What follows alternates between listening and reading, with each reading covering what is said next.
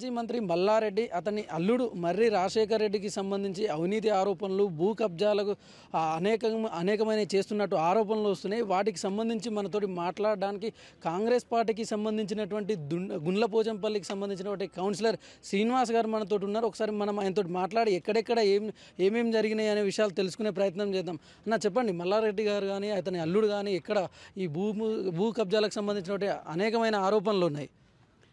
మన మేడ్చల్ మాజీ మంత్రి మన ప్రస్తుత ఎమ్మెల్యే మల్లారెడ్డి గారు ఆయన అధికారాన్ని అడ్డం పెట్టుకొని విచ్చలవిడిగా భూ కబ్జాలకు పాల్పడి ఈరోజు ప్రజలందరూ కూడా మన బీహారీ మూటలాగా మొత్తము రౌడీలను పెట్టేసి మొత్తం అరాచకాలు చేసి మొత్తము అన్నీ ఎక్కడ అంటే చెరువు ఉంటే చెరువు కుంటలు కబ్జా, ప్రభుత్వ స్థలాలు కబ్జా, అసైన్మెంట్ ల్యాండ్లు కబ్జా, సీలింగ్ ల్యాండ్లు కబ్జా, ఈ విధంగా చెప్పుకుంటూ పోతే మొత్తం 100 ఎకరాలు 1000 ఎకరాలు కబ్జాలు పెట్టేసి ఆయన ఒక భూ బకాసురుని లాగా మారిండు. మన మేడ్చల్ ప్రాంతానికి ఒక శనిలాగా దాపరించిండు.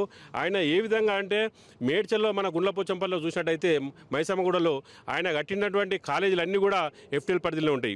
అదేవిధంగా ఇప్పుడు మన కళ్ళకోయ దగ్గర సిఎంఆర్లో హాస్పిటల్ చూసినట్టు కూడా అది కూడా ఒక చెరువు కుంట ఉండే, కుంటను మ్యామ్ చేసేసి కుంటలో సిఎంఆర్ హాస్పిటల్ కట్టిండు. ఈ విధంగా ఆయన ఏంటంటే వాళ్ళ అల్లుడు రీసెంట్గా గుండ్లపోచంపల్లిలో 5 ఎకరాలు ప్రైవేట్ ల్యాండ్ కబ్జా పెట్టిండు.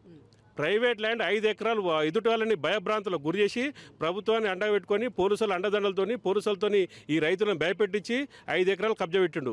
అదేవిధంగా మల్లారెడ్డి బొమ్మర్ది మద్దుల శ్రీనివాసరెడ్డి ఆయన కూడా ఏంటంటే మన ప్లాట్ ఉన్నటువంటి ప్లాట్లని ఆ ధరణి లొసుగులను ఉపయోగించి ఎటువంటి ఇప్పుడు మనం ఒక గుంట ఉన్నా కానీ మనకు ఎవరు అమ్మిరు అనేది ఒక డాక్యుమెంట్ ఉంటుంది, వాళ్ళకి ఎట్లా వచ్చిందని చెప్పేసి లింక్ డాక్యుమెంట్ ఉంటుంది.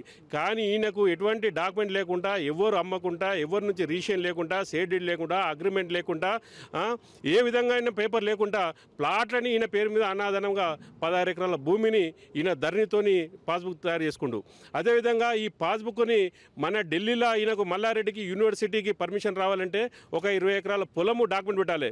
అయితే ఈ 16 ఎకరాల డాక్యుమెంట్ అక్కడ పెట్టేసి వీళ్ళు యూనివర్సిటీకి దొంగ పర్మిషన్ తెచ్చుకోరు. ఈ విధంగా ఎక్కడ పడితే అక్కడ కబ్జాలే, ఎక్కడ పడితే అక్కడ మొత్తం ఇల్లీగలే. మల్లారెడ్డి ఇంకోటి ఏంటంటే మైసమ్మగూడలో మొన్న మీరంతా కూడా చూసారు, ప్రజలంతా కూడా గమనించారు. అలుగులు పోతే వాగు మీద అయిన బిల్డింగ్ కట్టడం వల్ల వెనుక ప్రాంతం అంతా మునిగిపోయి పబ్లిక్ని హాస్టల్లో ఉన్నటువంటి హాస్టల్ పిల్లలందరూ కూడా ట్రాక్టర్లా బయటకు తీసుకొచ్చినటువంటి పరిస్థితి. ఈ విధంగా ఆయన చేసిన అరాచకాలు 1, 2 కాదు, మామూలు కాదు. ఆయనకు ప్రజలు ఖచ్చితంగా తిరగబడతారు. ప్రజలే చెప్పులతోని కొట్టే రోజులు త్వరలోనే ఉన్నాయి. ఆయనని ఇప్పుడు కూడా మనము మొన్న మన టీవీలలో కూడా చూసాము. ఆయన ఏంటంటే ఇవన్నీ కబ్జాలు కప్పిపుచ్చుకోవాలనే ఒక ఉద్దేశంతో ఆయన కాంగ్రెస్లోకి వస్తా అని చెప్పేసి ప్రయత్నం చేస్తూ ఉండు. తెలుగుదేశం పార్టీ ఎంపీ టికెట్ ఇస్తే తెలుగుదేశం పార్టీ సింబల్ మీద ఎంపీ గెలిచి తెలుగుదేశం పార్టీని మోసం చేసిండు. టీఆర్ఎస్ జాయిన్ అయిన తర్వాత టీఆర్ఎస్ పార్టీ ఎమ్మెల్యేని చేసి మంత్రిని చేసే ఇప్పుడు టీఆర్ఎస్ పార్టీని మోసం చేస్తుండు. రేపొద్దున కాంగ్రెస్లోకి వస్తే కూడా కాంగ్రెస్ పార్టీ మోసం చేసి ఇంకో పార్టీలకు పోవడానికి గ్యారెంటీ కూడా ఏం లేదు. కానీ ఈయన కాంగ్రెస్ పార్టీలకు రానిచ్చేటువంటి పరిస్థితి లేదు. ఇంతకుముందు కూడా మా పెద్దలు చెప్పారు ఏమనంటే మల్లారెడ్డి కాంగ్రెస్ పార్టీలకు రావాలంటే ఒక కండిషను, మల్లారెడ్డి ఎక్కడెక్కడైతే భూ కబ్జాలకు పాల్పడ్డాడో, మల్లారెడ్డి అల్లుడు ఎక్కడైతే భూ కబ్జాలకు పాల్పడ్డాడో, వాళ్ళ బొమ్మడిది ఎక్కడైతే భూ కబ్జాలకు పాల్పడ్డాడో అవన్నీ కూడా తిరిగి రైతులకు ఇస్తే మేము ఆహ్వానిస్తాం పార్టీలకి. అయితే అన్న ఇప్పుడు కాంగ్రెస్ ప్రభుత్వం అధికారంలోకి వచ్చింది, ప్రభుత్వం మారింది. అయితే ఒకవేళ మల్లారెడ్డి ఇప్పుడు ప్రభుత్వ అధికారంలో మీరే ఉన్నారు, ఇప్పుడు మల్లారెడ్డికి సంబంధించినటువంటి బాధితులకు మీరు ఎట్లా న్యాయం చేస్తారు? ఖచ్చితంగా ఎవరైతే మల్లారెడ్డి బాధితులు, మల్లారెడ్డి అల్లుని బాధితులు, మల్లారెడ్డి బొమ్మర్ది బాధితులు ఎవరైతే ఉన్నారో వాళ్ళందరినీ కూడా ఒకటి అన్నీ మేము బయట తీస్తున్నాము. అన్నీ కూడా ప్రభుత్వం దృష్టిలో ఉన్నాయి. ఒకటేసారి అన్నీ చేయలేము కాబట్టి ఒకటి మనం చేసుకుంటూ వస్తున్నాము. ఇప్పుడు మొన్న చూసారు మీరు, మల్లారెడ్డి ఏదైతే పార్కును కబ్జా చేసి రోడ్ వేసుకుంటో ఆ పార్కు స్థలం తీపేయడం జరిగింది. నిన్న రాజశేఖర రెడ్డి మల్లారెడ్డి అల్లుడు ఏదైతే ఇల్లీగల్గా చెర్ర బిల్డింగ్లు కట్టిండో అవన్నీ కూడా కూలగొట్టడం జరిగింది. ఈ విధంగా 1 by 1 ప్రభుత్వం పని ప్రభుత్వం చేసుకుంటూ పోతుంది. ఖచ్చితంగా మల్లారెడ్డి బాధితులు ఎవరైతే ఉన్నారో ఆ భూములన్నీ కూడా గుంజించి ఖచ్చితంగా బాధితులకు అప్పచెప్తామని చెప్పేసి కూడా మేము ఈ సందర్భంగా తెలియజేస్తున్నాం. అయితే చివరగా స్థానికంగా ఉంటున్నటువంటి మీరు కాబట్టి కార్యకర్తలుగా కాంగ్రెస్ పార్టీకి సంబంధించిన నేతలుగా ఒకవేళ ప్రభుత్వం కనుక మిమ్మల్ని వాళ్ళని యాక్సెప్ట్ చేసి రేవంత్ రెడ్డి గారు కనుక యాక్సెప్ట్ చేసి పార్టీలోకి తీసుకుంటామంటే ఆయన ఎట్టి పరిస్థితుల్లో కూడా పార్టీలకు తీసుకునే ప్రసక్తి లేదు. ఆయన పార్టీలకు రావాలంటే మా పెద్దలు ఒకటే ఒక కండిషన్ పెట్టారు. ఇప్పుడు మనం అన్నీ కూడా మల్లారెడ్డి పార్టీలకు వచ్చినా రాకుండా ఆయన బాధ్యతలు ఎవరైతే ఉన్నారో అవన్నీ తిరిగి అప్పచెప్పే బాధ్యత పార్టీ తీసుకుంటుందని చెప్పారు. ఇవన్నీ మనం ఏంటంటే లాంగ్ ప్రాసెస్ కాబట్టి మల్లారెడ్డి స్వచ్ఛందంగా నేను ఇవన్నీ కబ్జాలు పెట్టిన స్థలాలన్నీ స్వచ్ఛందంగా తిరిగి ఇస్తున్నానని ప్రకటించి ఎవరి వాళ్ళకు రిటర్న్ ఇస్తాడో అప్పుడే మేము పార్టీలకు రాణిస్తామని చెప్పేసి కూడా చెప్పారు. కాబట్టి బాధితుల నుంచి ఎటువంటి ఎవరికి అన్యాయం జరగకుండా వాళ్ళ భూములన్నీ వాళ్ళకు ఆయన పార్టీలకు వచ్చినా రాకున్నా తిరిగి ఇప్పించే బాధ్యత కాంగ్రెస్ పార్టీ తీసుకుంటుంది. ఇది స్థానికంగా ఉన్నటువంటి కాంగ్రెస్ నేతలు చెప్తున్నటువంటి మాట. మల్లారెడ్డి కానీ అతడు అల్లుడు కానీ చేసినటువంటి కబ్జాలు ఏవైతున్నాయో తిరిగి ఆయన బామర్ది కూడా చేసినటువంటి కబ్జాలు ఏవైతే ఉన్నాయో తిరిగి ప్రజలకు ఇచ్చేయాలి. ఇచ్చేసిన తర్వాత మాత్రమే పార్టీలకు మేము స్వాగతిస్తాం, లేదంటే అప్పటి వరకు మేము పార్టీలకు తీసుకునే పరిస్థితి లేదు. మేము ఒకవేళ అధిష్టానం ఆలోచన చేసినా కానీ మేము దాన్ని వ్యతిరేకిస్తామని చెప్పేసి స్థానికంగా ఉన్నటువంటి నేతలు అయితే చెప్తున్నటువంటి పరిస్థితి కనిపిస్తూ ఉంది. అయితే ప్రస్తుతం మనతోటి మల్లారెడ్డి అనుచరుడు టీఆర్ఎస్ పార్టీకి సంబంధించినటువంటి ఉద్యమకారుడు మనతోటి ఉన్నాడు. అన్నతోటి మాట్లాడి ఒకసారి తెలుసుకుందాం మల్లారెడ్డి ఏమేమి చేశాడో, గతంలో ఎట్లా ఉంటుండే, ఇప్పుడు ఎట్లా ఉంటుండో, ఆయన మీద ఇప్పుడు ప్రస్తుతం చాలా అవినీతికి సంబంధించిన ఆరోపణలు, భూ కబ్జాలకు సంబంధించినటువంటి ఆరోపణలు వస్తున్నాయి. చెప్పండి అన్న, మీరు మల్లారెడ్డికి చాలా అనుచరుడిగా మెలిగినటువంటి వ్యక్తి. నేను మల్లారెడ్డికి అనుచరుడుగానో ఎవరికో దొంగలకు ఒత్తాసు వాళ్ళకి స్వభావం అది కాదు.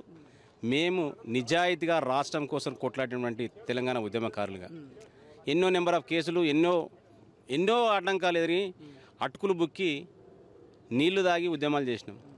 తెచ్చుకున్న తెలంగాణ రాష్ట్రాన్ని కుక్కలు చింపిన ఇస్తరాకు చేసిన మా మల్లారెడ్డి గారు. కాన్స్టిట్యున్సీలో ఫస్ట్ ఆయన టీడీపీలో గెలిచిన తర్వాత, తెలంగాణ రాష్ట్రం వచ్చిన తర్వాత, ఒక ఎంపీ గెలిచిన తర్వాత ఆ పార్టీని పక్కన పెట్టి టీఆర్ఎస్లో రావడం జరిగింది. టీఆర్ఎస్లో వచ్చిన తర్వాత అక్కడ 2014 ఎలక్షన్లో ఆయన ఎంపీగా ఉండే, తర్వాత 19లో సుధీర్ రెడ్డి గారి టికెట్ గుంజుకొని ఆ టికెట్కి అడ్డం పడి కోట్ల రూపాయలు పెట్టి దాన్ని కొనడం జరిగింది. 100 కోట్లు పెట్టి కొన్న తర్వాత అధికారాన్ని అడ్డం పెట్టుకొని ఒక మంత్రిగా అయ్యిండు. మంత్రిగా అయిన తర్వాత ఇక ఆయన చెప్పరాని పనులు అంటే టోటల్గా ప్రతి దాంట్లో భూ కబ్జాల ద్వారా కానీ ఏది తీసుకున్నా మల్లారెడ్డి గారు ముందు ఉండేది. కేవలం భూ కబ్జాలు అని చెప్తున్నారు. ప్రధానంగా ఏ ప్రాంతాలలో కబ్జాలు జరిగినాయి, దేనికి సంబంధించిన ప్రభుత్వ భూములు కబ్జా చేసిరా, లేదంటే వ్యక్తులకు సంబంధించిన పట్టా భూములు ఏమైనా కబ్జా చేసిరా? ఇప్పుడు మీకురే చూసిరు, శామీర్పేట మండలంలో పొన్నాల గ్రామము ఎస్టీలు అంటే బడుగు బలైన వర్గాలు వాళ్ళ దగ్గర భూములు గుంజుకోవడానికి చూసారు. లైవ్ అందరూ చూసారు. ఎఫ్ఐఆర్ బుక్ అయింది. అన్ని విధాలుగా ఆయన చేసుకుని కోర్టు పోయి బెయిల్ తెచ్చుకోవడం జరిగింది. ఇప్పుడు ప్రజెంట్ కానీ ఎస్సీ/ఎస్టీ కేసు గిట్లా ఆయన మీద ఉంది, ఎంక్వైరీ జరుగుతూ ఉంది. అంటే నిదర్శనం ఇప్పుడు ఎవిడెన్స్ ఆల్రెడీ మా పెద్ద మనుషులందరూ ఎవిడెన్స్ చూపించారు. మేము మీ దాంట్లో మీ కథ మీరు వచ్చిన పేపర్ల ద్వారా కానీ మీడియా మీద ద్వారా కానీ ఎన్నో వచ్చినాయి. నిజానికి 100% ఆయన జవహర్ నగర్, షామీర్పేట్, మేడ్చల్, కీసరా, గట్కేసర్ అన్ని 5 మండలాలలో ఆయన మూడు కార్పొరేషన్లు, 7 మున్సిపాలిటీలలో ఆయన దందలు ఉన్నాయి. ఈడాడని కాదు కాన్స్టిట్యూన్సీ మొత్తంలో ఉన్నాయి అని చెప్పి తెలియజేస్తా ఉన్నాం. అన్న మీరు చెప్పండి, మీరు గుండ్లపోచంపల్లికి సర్పంచ్గా పనిచేసారు. అయితే మీ ఏరియాలో ఎక్కడెక్కడ మల్లారెడ్డికి సంబంధించినటువంటి భూమికి సంబంధించినటువంటి కబ్జాలు ఉన్నాయి? గుండ్లపోచంపల్లి గ్రామంలో 650 సర్వే నంబర్లో 2017లో నేను అది హెచ్ఎండి లేఅవుట్గా ఉన్న 16 ఎకరాలను నేనే పర్మిషన్ ఇవ్వడం జరిగింది. హెచ్ఎండి లేఅవుట్ను ఆ పర్మిషన్ ఇచ్చినటువంటిది ఒక నాలా చట్టం వర్తిస్తేనే హెచ్ఎండిఏ పోతుంది.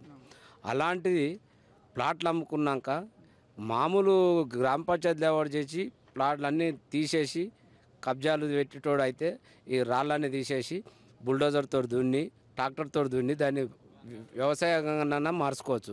హెచ్ఎండి లేఅవుట్ను ఇట్లా ఈరోజు మళ్ళీ దానికి ధర్నీ పాస్బుక్ వచ్చిందంటే గవర్నమెంట్ టీఆర్ఎస్ ఎంత బరిదెగించి ఎలాంటి వ్యక్తులకు అనేది ఇది నిదర్శనం. ఆ 16 ఎకరాలను తీసుకుపోయి యూనివర్సిటీకి కావాల్సిన దానికి తాకట్టు పెట్టినట్టుగా దానికి ప్రూఫ్ చూపించడం జరిగింది. ఎంఆర్ఓ గారు ఇట్లా ఈ 16 ఎకరాల దాని పాస్బుక్ను రద్దు చేస్తాట్టుగా చట్ట ప్రకారం 2000 చట్ట ప్రకారం మనం తీసుకోవడం జరిగింది. అది ఆటోమేటిక్ రద్దు అవుతుంది. అదేవిధంగా ఢిల్లీలో ఈయన యూనివర్సిటీలో ఏది పెట్టిండో దానికి గిట్లా ఢిల్లీకి 4 సార్లు పోయి సమాచార చట్టం గిట్లా అది గిట్లా తేవడం జరిగింది. అతి త్వరలో ఆయన చేసినటువంటి అక్రమాలు 2014 నుంచి 2001 నుంచి 2018 వరకు ఆయన ఎట్టి పరిస్థితుల్లో గ్రామ పంచాయతీకు ట్యాక్స్ కొంచెం నామినల్ ప్రకారమే కడుతుండే. 2014లో 8 లక్షలు ఉన్న ట్యాక్స్ను 16 లక్షలు చేసిన, 16 లక్షల 32 చేసిన, 32 1,49,00,000 చేసిన. ఆ విధంగా ఒక 20 సంవత్సరాల నుంచి మా గుండ్లపోచంపల్లి రివిజన్ కాలే.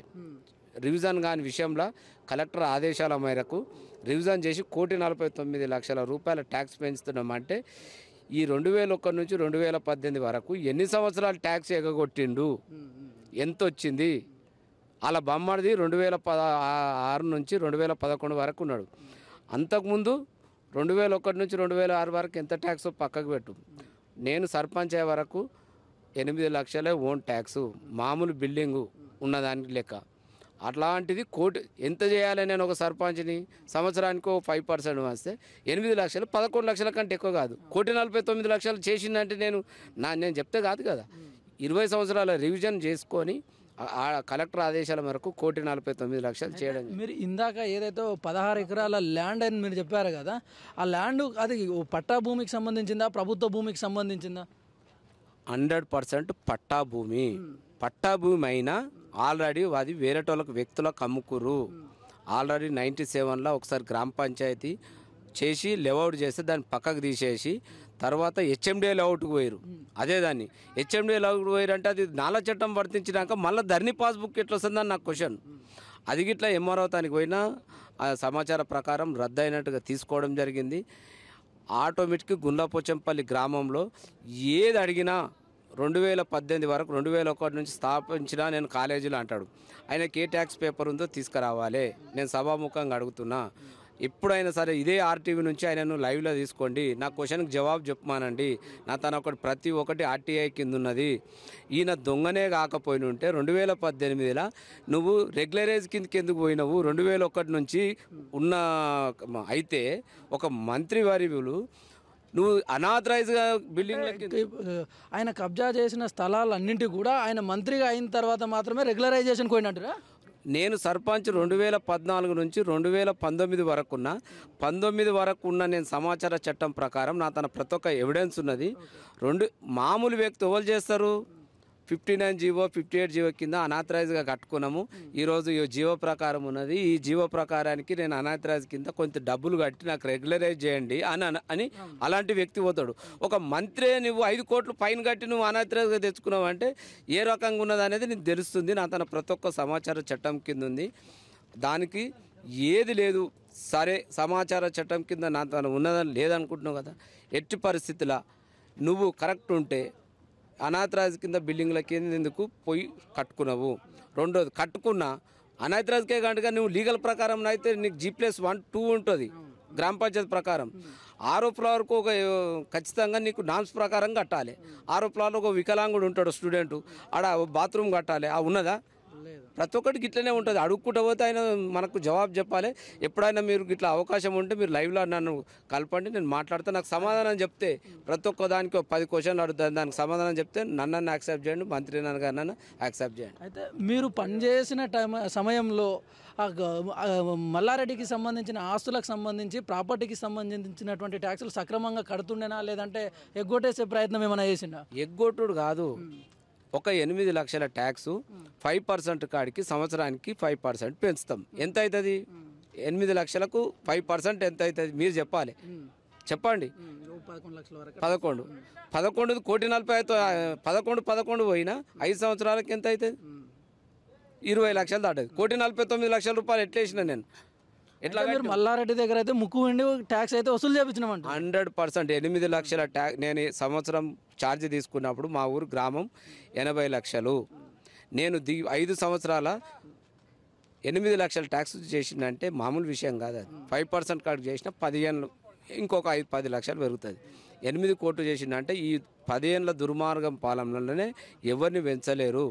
రివిజన్ కలెక్టర్ ఆదేశాల మేరకు తెలంగాణ ఏర్పడ్డాక తొలి ఏకైక సర్పంచ్ నేను. అందుకే దానికి మొత్తం రివిజన్ తీసుకొని 1,49,00,000 ముక్కు విండి వసూలు చేయడం జరిగింది. అందులో ప్రతి ఒక్కటి దుర్మార్గమే. దుర్మార్గం అంటే దుర్మార్గం ఏంటంటే మంత్రిగా ఉన్నాడని ఆ వాల్యూ ఇచ్చే తప్ప ట్యాక్స్ ఇస్తున్నా అని చెప్పి ఆయన దానికి ప్రతి ఒక్క చట్ట ప్రకారం మనకుంది. సమాచార చట్టం కింద ఉంది. ఈ యూనివర్సిటీకి సంబంధించినది మొత్తం ఢిల్లీకి వెళ్ళి మొత్తం డాటా తెచ్చినాం. నీకు అతి త్వరలో చట్టం ఉంది, కోర్టు ఉంది. కోర్టు ద్వారా 100% గులగొట్టడం జరుగుతుంది. ఇది ఇక్కడ ఉన్నటువంటి స్థానిక నేతలు చెప్తున్నటువంటి విషయం. ఆయన చేసిన అక్రమాలు ఏవైతున్నాయో వాటికి అన్నిటికీ సంబంధించి ఆయన సరైన సమాధానం చెప్పకపోయినా ఏం చేసినా కూడా భవిష్యత్తులో కోర్టుకెళ్ళి బాధితులు ఎవరైతే ఉన్నారో వాళ్ళందరికీ కూడా న్యాయం చేస్తామని చెప్పేసి స్థానికంగా ఉన్నటువంటి గుండ్లపోచంపల్లి సర్పంచ్గా పనిచేసినటువంటి వ్యక్తి మనకి ఇప్పుడు ప్రస్తుతం చెప్పడం జరిగింది.